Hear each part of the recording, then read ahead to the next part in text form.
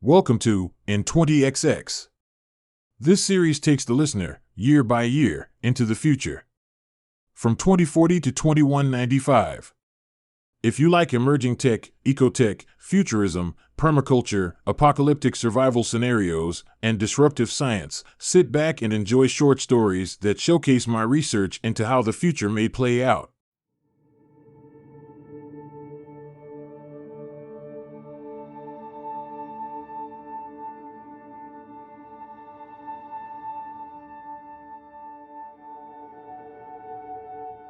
Dr. Benny and Dr. Trout stand side by side looking over Vinny's arm stump while he sits on an exam table.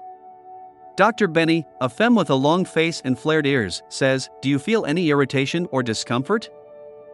Vinny says, "None. I feel like it's part of me." He holds out his arm remnant that extends 4 inches from his shoulder.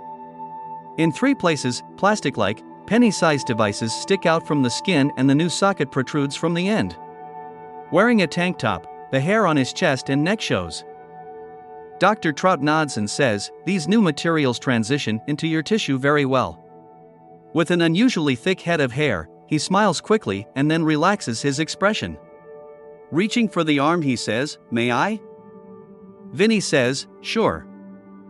Dr. Trout takes Vinny's arm firmly, places his thumb on one of the devices, and presses, pushing it in many directions, working it against the surrounding tissue. He watches Vinny's face, which remains relaxed. Dr. Trout says, "That feels okay?" Vinny says, "Honest, Doc, it's like you're tugging on one of my fingers." Dr. Trout says, "Good." Dr. Benny says, his immune system accepts every part of the implants. His skin has fully integrated as it healed. We don't have to worry about any gap between implant and skin.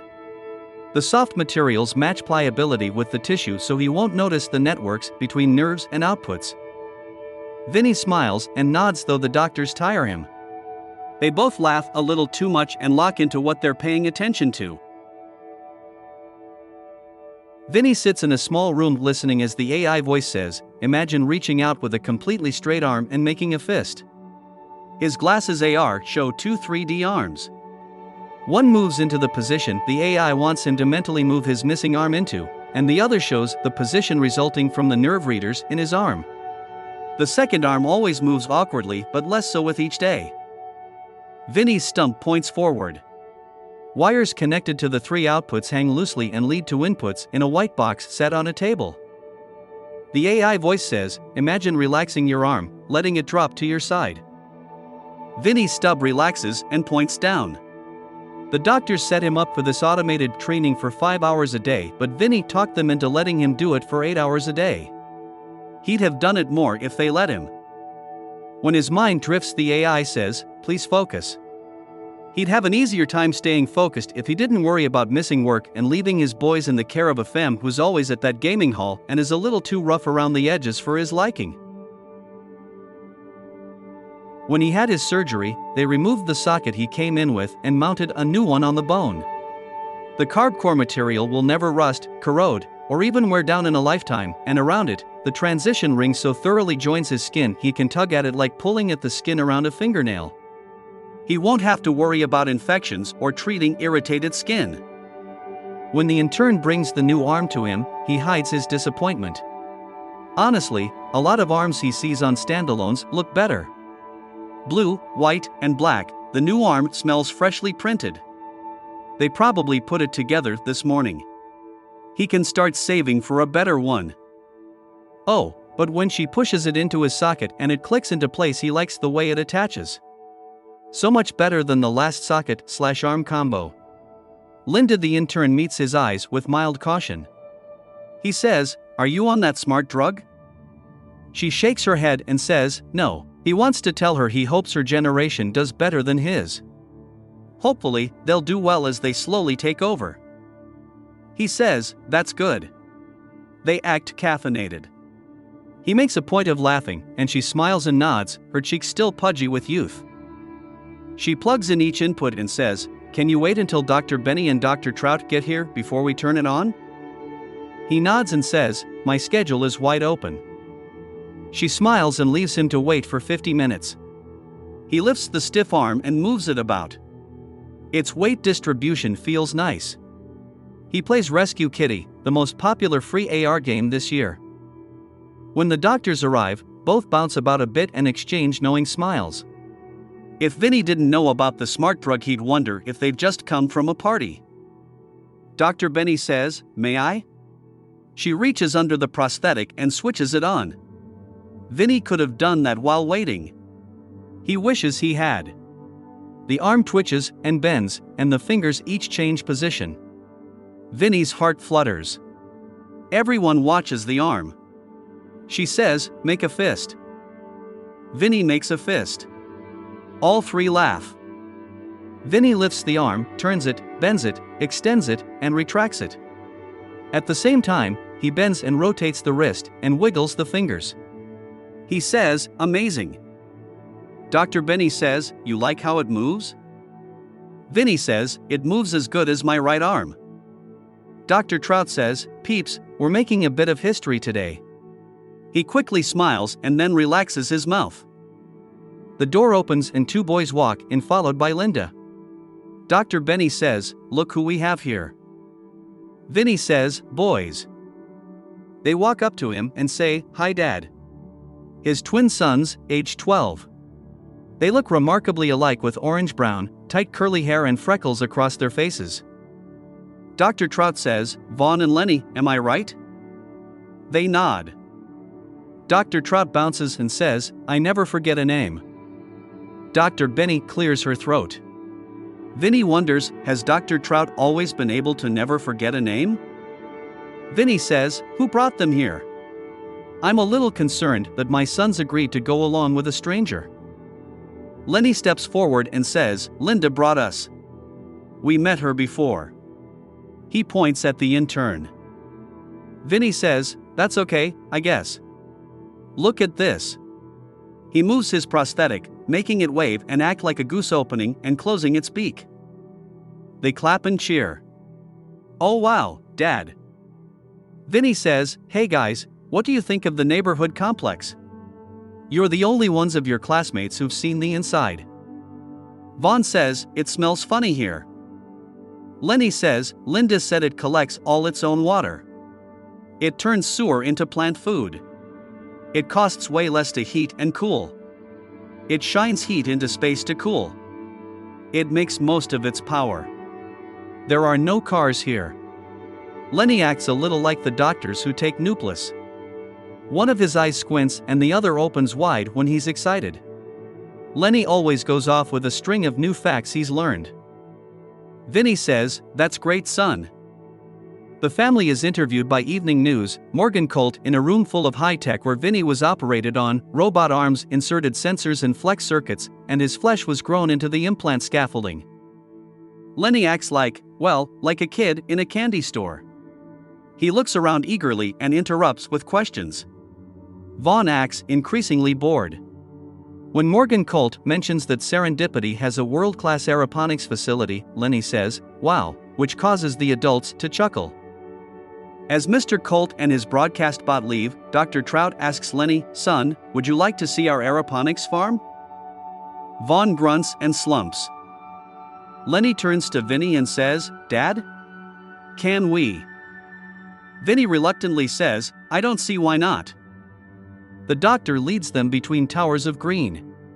Robots speed past, each as big as a motorcycle, riding on cables, switching cables, reaching into leafy growth, and dropping items into carts on the walkways. They move so fast, Vinny cowers. Dr. Trout says, "No resident refuses GMOs, so all our plants are modified to grow using a wider spectrum of light. Most of our produce is flavor and nutrient enhanced. Don't worry about the robots. They're perfectly safe. It's like watching cars on a freeway." Vinny notices a watermelon on the lowest rack about 10 paces ahead. He hasn't seen a watermelon for years. He wanders from the group to have a closer look. Bam! A cart as big as a half-wide slams into him at 45 miles an hour, crushing bones and tearing flesh. When Dr. Trout sees, all the color leaves his face and his posture goes slack. Both boys scream. The cart still tries to move, pushing Vinny across the floor and grinding him into the grate. In the mayhem that follows, the boys are forgotten for 20 minutes until a femme from Resident Check rushes them out of the facility into a repair garage where she finds a break room with a couch. She says, "You can stay here. Please wait here. I'll come back for you." Lenny has tunnel vision. He's only half aware of what's happening. Shock and disbelief overwhelm him in waves. He sits on the edge of the couch in an almost catatonic state. Vaughn cries angrily. He stands in the corner, clenches his fist, and knocks his head against the wall. Morgan Colt's interview is scrapped 20 minutes before its airtime. Instead, the news reports on a robot-on-person accident that occurred in Serendipity neighborhood complex because a visitor hadn't disclosed that he didn't have VR dots before entering a robot-run industrial zone. A somber Ms. Winters from SNC says, robots in production spaces use VR dots to know where people are. It's the best way to avoid accidents. Accident avoidance using machine vision has a higher failure rate, while robots can avoid VR dots almost 100% of the time. We'd never have let Mr. Russo into a robot zone if he'd looked over his contract with us and let us know. The first floor of the 3-story building used to house 6 stores, each with separate entrances. Gutted, it now contains one expansive room and a smaller room in the corner that only the owner and associates have access to. A cheaply printed sign over the front entrance reads, "Free game for you." Most of the windows are painted over with white paint and glow with the light outside.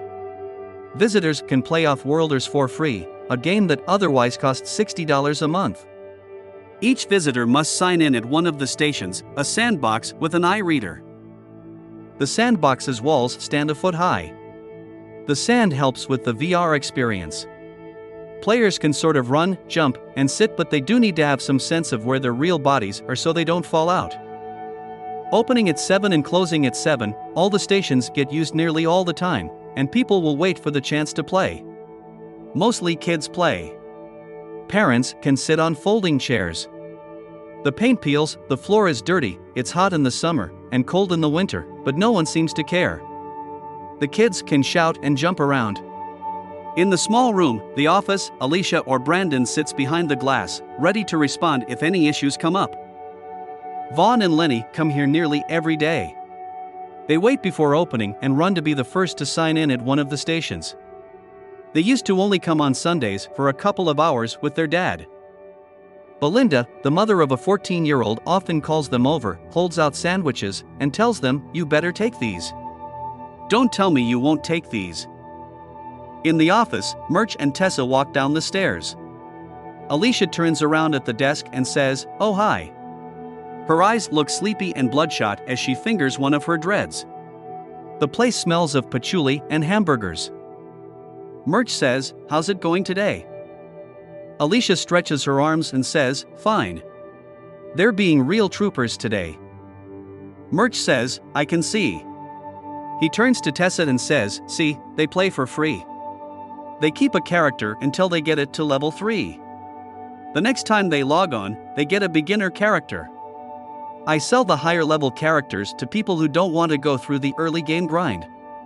Peeps love the game but don't want to spend years unlocking all the starter modules. There's lots of demand." Tessa says, "Wow. I'll tell Buzzsaw about this." Murch says, "I tried making AI play characters to level 3 but a game AI kicked my AI off. They could tell.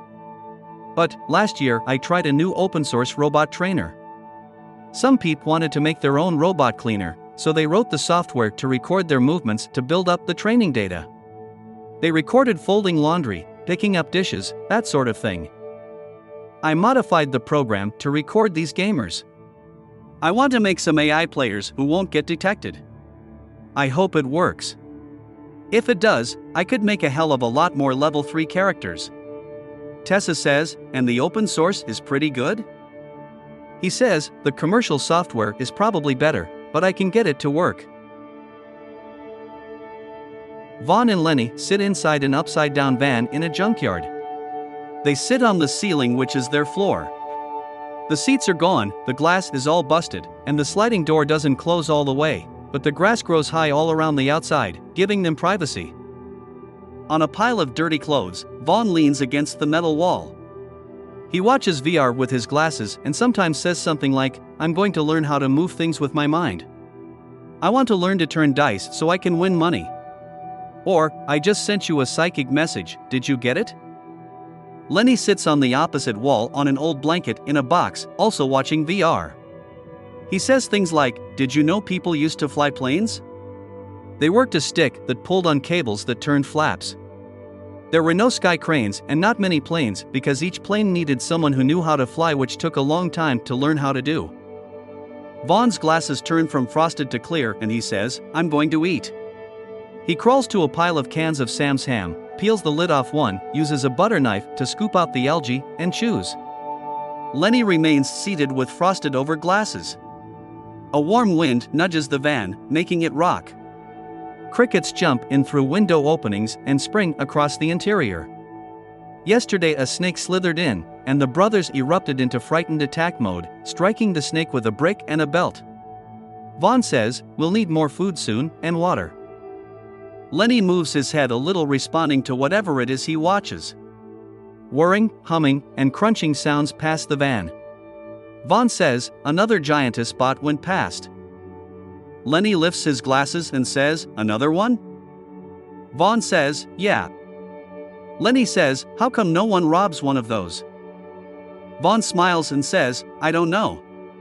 They deliver in the poorest parts of town." Lenny says, "I can't find much online about it." Vaughn says, "It's because they have cameras. Peeps know they'll get arrested for sure." Lenny says, "I could throw a blanket over it." Vaughn says, "How do we know what it has? What if it's just delivering a pair of shoes or something like that?" Lenny says, "They hold a lot. I bet when they're going that way, they're full, on their way to make deliveries, and when they go the other way, they're empty and heading back." Vaughn says, "What if it doesn't need to see to get away? I bet they can go fast." They wait on the now top side of the van. Road crud from when the van operated rubs off on their feet and hands. It doesn't take too long before a delivery robot wheels down the path, between old cars and mounds of junk. They say 2 adults can fit comfortably inside one of those. A smaller robot comes off it that can take packages indoors and upstairs. The boys crouch low. Vaughn watches like a hunter while Lenny shifts and looks around. When the bot passes in front of the van, they throw the blanket over it, then jump down. The robot uses an arm, pulling at the blanket as each boy takes the end of a carb cable and runs with it. The middle catches on the robot. They run around it, passing each other, whooping and shouting. The blanket is halfway off, but the cable holds it. The boys take the cable ends, pull them tight, and loop them around the open doors of the van. The robot's wheels kick up dirt. Lenny grabs a pipe off a pile of pipes, runs up to the half-covered robot, and swings with all his might. The pipe thuds on a shell part. Vaughn comes in with his own pipe and strikes the top. They wail on the machine in a primitive rapture. The smaller stair-climbing bot falls off the larger one. It rolls on the ground, unfolds its 4 legs, and walks a few paces back, but after that, it remains still. Vaughn lands a blow that causes a crack. The boys hoot and holler. Lenny swings and also cracks the robot's side. Sweaty and winded, Lenny drops his pipe and says, "Let's pull the blanket off." They pull the blanket up enough to see where one of the doors is cracked open. The 2 bot arms remain partly outstretched, like it was going to try to pull the blanket off, but forgot. Lenny pulls on the door and cracks it open. 3 boxes sit snugly inside. In an instant, bright green goo fills the compartment, completely covering the packages. The boys cry out with disappointment. Vaughn rams the bot with the end of his pipe and cracks a lens. Its spinning wheels stop. They wail on the highest cabinet door, taking turns running, swinging, and striking until it caves in, then Vaughn uses a stick to pry it open. He sees 10 small packages for an instant before smelly, fluorescent foam covers them. Lenny shouts, "Reach in and get them." When Vaughn tries pushing his hands into the goo, it's already hardening. He can only push his fingers in half an inch. They pull the blanket off and wail on a lower door. Lenny says, "What's that?" Foam oozes out of the gaps lining the closed doors. Vaughn drops his pipe and yells toward the ground, shaking with rage. The bot sprays out a foamy substance in all directions. The van, the smaller robot, and the boys get covered in the goo. An inch of the stuff collects on the ground. It drips off the tall grass. The boys jump and back away, moaning and scooping the goo from their eyes. Lenny falls, and as he gets to his feet, grass sticks to his back.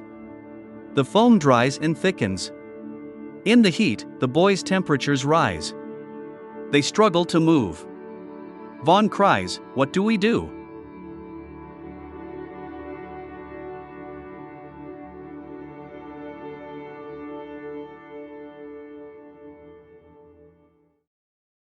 Thank you for listening. I will never run ads on this podcast.